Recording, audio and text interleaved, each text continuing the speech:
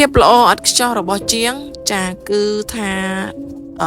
ពេលដែលភ្ញៀវគាត់ទទួលសេវាកម្មយើងទៅមិនថាការជួសជុលការដំឡើង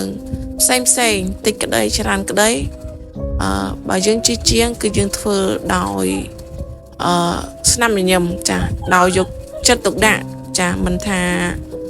ជារបស់តូចតាចរបស់ធំក្តីតូចក្តីចាពេលដែលភ្ញៀវគាត់ទុកចិត្តមកលើសេវាកម្មយើងហើយ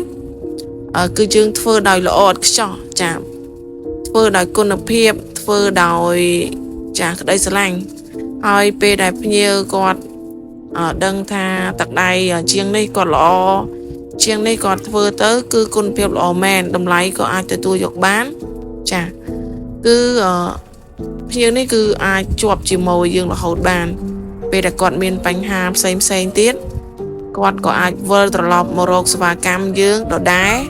ហើយក៏អាចប្រាប់ទៅដល់បងប្អូនគាត់ថាជាងនេះគាត់ល្អគុណភាពតម្លៃគាត់ក៏ល្អដែរ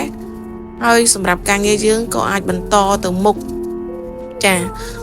ទៅមុខទៀតអញ្ចឹងហើយក៏យើងអាចសម្បូរ